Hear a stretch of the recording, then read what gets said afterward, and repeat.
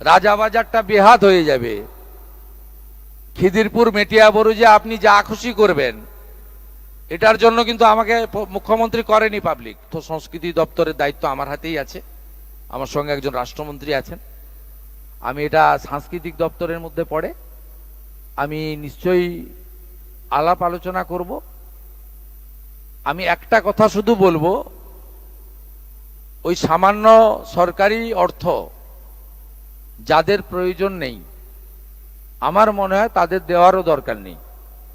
আর যারা এই অর্থের জন্য পুজো করতে পারেন না বা পারবেন না, আমরা দেখে নিতে চাই শুধুমাত্র মুখ্যমন্ত্রীর সঙ্গে দেখা করে ফুল দিয়ে ছবি তোলার জন্য তারা আসছেন, না প্রকৃতপক্ষে কিছু করতে চাইছেন। প্রথমত, বিগত দিনে তারা যদি গুড বিজনেস প্লেয়ার হয়ে থাকেন, ব্যাংক ফ্রড করেছেন কিনা, ল্যান্ড ফ্রড করেছেন কিনা,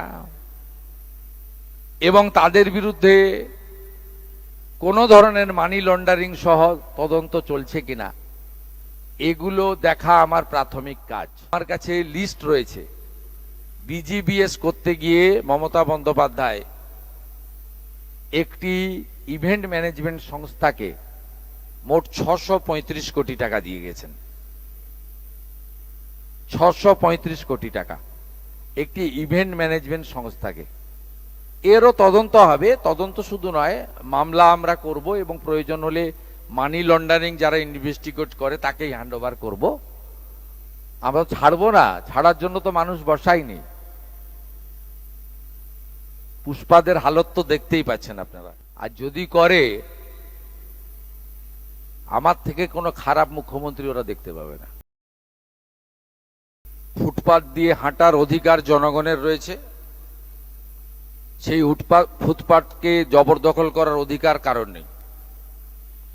যেখানে সরকারের ভ্যাকেট ল্যান্ড রয়েছে, যেখানে জনগণের প্রয়োজন নেই, সেখানে বৈধ অবৈধ যদি বসে থাকেন, মানবিকভাবে দেখব। কলকাতার বড় বড় চওড়া রাস্তা, জনগণকে হাঁটার জন্য ফুটপাত, এটা কারো হাতে দেওয়ার অধিকার আমাকে কেউ দেয়নি। আমাকে পাবলিক ভোট দিয়ে জিতিয়েছে, বিজেপি এবং এমএলএরা আমাকে মুখ্যমন্ত্রী বানিয়েছে। আমি জনগণের প্রতি দায়বদ্ধ। আপনার জনগণের স্বার্থ যেখানে যুক্ত রয়েছে, সেই স্বার্থ সর্বাধিক অগ্রাধিকার পাবে। মুষ্টিমেয় কোনো ব্যক্তি বা গোষ্ঠী তার স্বার্থ আমার কাছে অগ্রাধিকার পাবে না। আমরা মানবিক। যেখানে অচল মার্কেট রয়েছে, উদ্বৃত্ত জায়গা রয়েছে, প্রাথমিকভাবে আপনারা সরে যান। ইউডিএমএ ডিপার্টমেন্ট আস্তে আস্তে আপনাদের জন্য সরকারি স্কিম নিয়ে আসবে। হকারদের জন্য ভারত সরকারের শ্রম দপ্তরের স্কিম রয়েছে, তার সুযোগ আপনারা পাবেন এবং অন্যান্য সুযোগ পাবেন। কিন্তু আপনি নিউ মার্কেটের রাস্তাটাই দখল করে নেবেন, মোটরসাইকেলও যেতে পারবে না, রাজাবাজারটা বেহাত হয়ে যাবে। খিদিরপুর মেটিয়াবুরুজে আপনি যা খুশি করবেন, এটার জন্য কিন্তু আমাকে মুখ্যমন্ত্রী করেনি পাবলিক। অতএব আপনার এই প্রশ্নের উত্তর আমি দিয়েছি। আর রিগার্ডিং দুর্গাপুজো, এটা নিয়ে আমি এখনো আলোচনা শুরু করিনি। আলোচনা আমি করব। তথ্য সংস্কৃতি দপ্তরের দায়িত্ব আমার হাতেই আছে, আমার সঙ্গে একজন রাষ্ট্রমন্ত্রী আছেন। আমি এটা সাংস্কৃতিক দপ্তরের মধ্যে পড়ে, আমি নিশ্চয়ই আলাপ আলোচনা করব।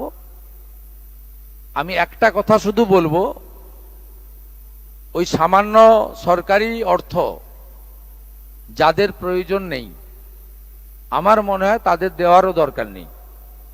আর যারা এই অর্থের জন্য পুজো করতে পারেন না বা পারবেন না, তাদের পাশেই সরকার থাকবে। আমরা দেখে নিতে চাই শুধুমাত্র মুখ্যমন্ত্রীর সঙ্গে দেখা করে ফুল দিয়ে ছবি তোলার জন্য তারা আসছেন, না প্রকৃতপক্ষে কিছু করতে চাইছেন। প্রথমত, বিগত দিনে তারা যদি গুড বিজনেস প্লেয়ার হয়ে থাকেন, ব্যাংক ফ্রড করেছেন কিনা, ল্যান্ড ফ্রড করেছেন কিনা,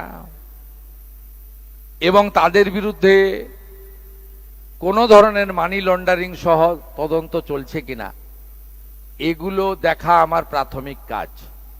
দ্বিতীয় হচ্ছে তারা পশ্চিমবঙ্গে জমি নিয়ে রেখেছেন অথচ ইউনিট তৈরি করেছেন কিনা, আবার নতুন করে সম্পর্ক স্থাপন করে ওই জমিগুলো শুধু রক্ষা করতে চাইছেন কিনা। তৃতীয় হচ্ছে তারা আসছেন কাটসিমিট করতে না ডেস্টিনেশন বেঙ্গল একটা নির্দিষ্ট পরিকল্পনা নিয়ে আসছেন যেখানে আমি তাকে 70 জমি তুলে দিতে চাইব। আপনি আগামী 22 তারিখের বাজেটে শিল্প সংক্রান্ত কিছু ইতিবাচক দিক আমাদের সরকারের দেখতে পাবেন। বাজেট যেহেতু গোপনীয় বিষয়, মন্ত্রগুপ্তির শপথ নিয়েছি, আগে আমি বলতে পারি না। স্বাভাবিকভাবে একটা আশার আলো আপনাদের দেখালাম, একটু সময় আপনারা দিন। আমার কাছে লিস্ট রয়েছে, বিজিবিএস করতে গিয়ে মমতা বন্দ্যোপাধ্যায় একটি ইভেন্ট ম্যানেজমেন্ট সংস্থাকে মোট 635 কোটি টাকা দিয়ে গেছেন। 635 কোটি টাকা একটি ইভেন্ট ম্যানেজমেন্ট সংস্থাকে। এরও তদন্ত হবে, তদন্ত শুধু নয়, মামলা আমরা করব এবং প্রয়োজন হলে মানি লন্ডারিং যারা ইনভেস্টিগেট করে তাকেই হ্যান্ড ওভার করব। আমরা ছাড়বো না, ছাড়ার জন্য তো মানুষ বসায়নি। পুষ্পাদের হালত তো দেখতেই পাচ্ছেন আপনারা। আমি আপনাকে প্রথমত বলি, এই আইন শৃঙ্খলা মানে ওই ধুলিয়ান, শামশেরগঞ্জ, মোথাবাড়ি, বেলডাঙ্গা মডেলের কথা বলছেন সম্ভবত। এরা প্রথমে একটু ভাতটা টিপে হাঁড়িতে যেমন আমাদের মা দিদিরা রান্না করলে দেখে না সিদ্ধ হয়েছে কিনা, একটু দেখেছিল। আসানসোলে একটা ফাঁড়িতে হামলা করে আর পার্ক সার্কাসে কিছু পুলিশকে ঢিল মেরে, আমার মনে হয় তারপর থেকে আর কিছু দেখতে পাচ্ছেন না আপনারা, না পাবেনও না, বিশ্বাস রাখুন। আর যদি করে আমার থেকে কোনো খারাপ মুখ্যমন্ত্রী ওরা দেখতে পাবে না। কাকলি ঘোষ দস্তিদার, তৃণমূলের প্রাক্তন সাংসদ, তিনি মুখ্যমন্ত্রী এবং বিদেশ মন্ত্রীকে অভিযোগ জানিয়েছেন, একটি তদন্তের দাবি করেছেন যে প্রাক্তন সাংসদ ইমরান তিনি বাংলাদেশের একটি উগ্রপন্থী সংগঠনের সঙ্গে যুক্ত রয়েছে এবং তিনি এখানকার টাকা বাংলাদেশের সরকার ফেলার জন্য কাজ করিয়েছিলেন। উনি চিঠি লিখেছেন, আমার তো প্রথমত জানা নেই। আর এই ধরনের অবৈধ কাজকর্ম পশ্চিমবঙ্গের মাটিতে যে হয় আমরা জানি, আমি বহুবার বিরোধী দলনেতা হিসেবে এগুলো বলেছি, কিন্তু কোনো পার্টিকুলার ব্যক্তির সম্পর্কে তথ্য ছাড়া রাজ্যের পুলিশ মন্ত্রী হিসেবে আমার বলাটা একটু মানে অতিরিক্ত, একটু অতিশয়োক্ত হয়ে যেতে পারে। আমি খুব দায়িত্বশীল একজন নিজেকে স্বরাষ্ট্রমন্ত্রী হিসেবে মনে করি বা মুখ্যমন্ত্রী হিসেবে। আমি এই বিষয়ে তথ্য সংগ্রহ করব এবং যেহেতু চিঠিটা কেন্দ্রীয় সরকারের কাছে গেছে, কেন্দ্রীয় সরকারের এই সংক্রান্ত যারা ইনভেস্টিগেটিং এজেন্সি রয়েছেন বা অন্যান্য রয়েছেন তারা বিষয়টা দেখবেন। তারা যদি কোনো প্রকার সহযোগিতা চায় তাহলে পশ্চিমবঙ্গ পুলিশ, পশ্চিমবঙ্গ আইবি বা পশ্চিমবঙ্গে এই ধরনের কাজ যারা করেন সিআইডি বা এসটিএফ, তারা তথ্য সরবরাহ করতে বাধ্য থাকবে। আমাদের স্টেটে ল্যান্ড অ্যাকুইজিশন একটা মেজর প্রবলেম ছিল বিগত সরকারের ক্ষেত্রে এবং বাধা দেওয়া হতো, যে কারণে অনেকটা কারণে ইন্ডাস্ট্রি আসেনি। তো আমাদের নতুন গভর্নমেন্টের ক্ষেত্রে আপনি নতুন ল্যান্ড পলিসির ব্যাপারে কি ভাবছেন এবং পরিকল্পনা আছে? প্রথম কথা হচ্ছে ল্যান্ড অ্যাকুইজিশন বা ল্যান্ড পারচেজ, এটা তো ভারতবর্ষে আইন আছে, 1894 সালের আইন। সেই আইনে জেলার ডিএমরা অর্থাৎ কালেক্টররা জমি অধিগ্রহণ করে। তাহলে এই যে বিএসএফকে আমরা জমি দিচ্ছি, এই জমি সবটা তো সরকারের হাতে নেই, জনগণ তো দিচ্ছেন, তারা দেশকে ভালোবাসেন, তাদের কাছে পারচেজ করে নিচ্ছে পশ্চিমবঙ্গ সরকার, হ্যান্ড ওভার করে দিচ্ছে ভারত সরকারকে। জমি কেনার জন্য প্রয়োজনীয় অর্থ ভারত সরকার দিচ্ছে। অর্থাৎ কর্মসংস্থানমুখী শিল্প বান্ধব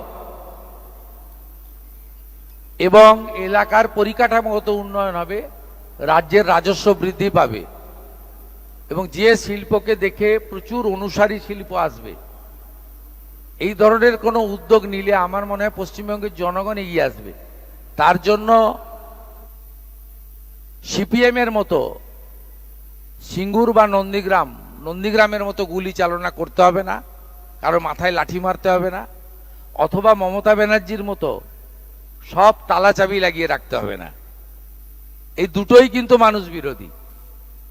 14ই মার্চ 2007 গুলি চালানোরও মানুষ ঘৃণা করে, বিরোধিতা করে। আর মমতা ব্যানার্জি যেভাবে শিল্পপতিদেরকে বলে দিয়েছিলেন যে চলে যান, নিজেরা বুঝে নিন, আমি এসব পারবো না, এটারও বিরোধী। এই সরকারের এই অল্প সময়কালে হসপিটাল নির্মাণ, রেলপথ সম্প্রসারণ, জাতীয় সড়ক সম্প্রসারণ, বিএসএফ কে জমি দেওয়া অথবা নতুন কোনো সরকারি পরিকাঠামোগত কাজ করার ক্ষেত্রে আমি নিজে দেখছি পশ্চিমবাংলার জনগণ এগিয়েছে। নির্ধারিত মূল্যে জমি নিজেরাই দিয়ে যাচ্ছেন। তার জন্য কোথাও সিপিএম এর মতো পিঠে গুলিও করতে হচ্ছে না, আর মমতা ব্যানার্জির মতো লাল ফিতার বাঁধনে ফাইলগুলোকে আলমারির ভিতরে লুকিয়েও রাখতে হচ্ছে না। আপনার সদিচ্ছা, আপনার মানুষের প্রতি ব্যবহার এবং গোপনীয়তা না রেখে মানুষের কাছে সবটা সামনে নিয়ে গেলে পশ্চিমবাংলার জনগণ বেকারত্বের হাত থেকে মুক্তি চায়। তারা বিজেপি শাসিত রাজ্যের উন্নয়ন দেখে, কারণ বাঙালির তার সবচেয়ে বেশি পর্যটন প্রিয় বাঙালি, তারাই পর্যটক, ভরিয়ে দেয়। দুর্গাপূজার সময়, শীতের সময় এবং সামারের সময়ও চলে গেছে অনেক জায়গায়, দেখবেন সিমলা, দেরাদুন, মুসৌরি ভর্তি বাঙালি। স্বাভাবিকভাবে তারা যখন অন্য রাজ্য থেকে ফিরে আসে আমাদের কাছে বলে যে কি দেখে এলাম, গুজরাট কি করে দিয়েছে, উত্তরাখণ্ড কি হয়ে গেছে, ইউপি কিভাবে দাঁড়িয়ে গেছে, পুনে নাগপুর কোথায় চলে গেছে, এই অল্প দিনে 2 বছরে উড়িষ্যা কি করে দিল, দুটো সিটি এক হয়ে গেছে আপনার ভুবনেশ্বর কটক, আর ভুবনেশ্বর পুরী এক হওয়ার পথে, আরবানাইজেশন, এত ছোট ইন্ডাস্ট্রি জাতীয় সড়কের দুপাশে। তা আপনাদের পশ্চিমবঙ্গে কিছু হচ্ছে না কেন, হলো না কেন? অতএব জমি কোনো সমস্যা নয়, নিশ্চিন্তে থাকুন।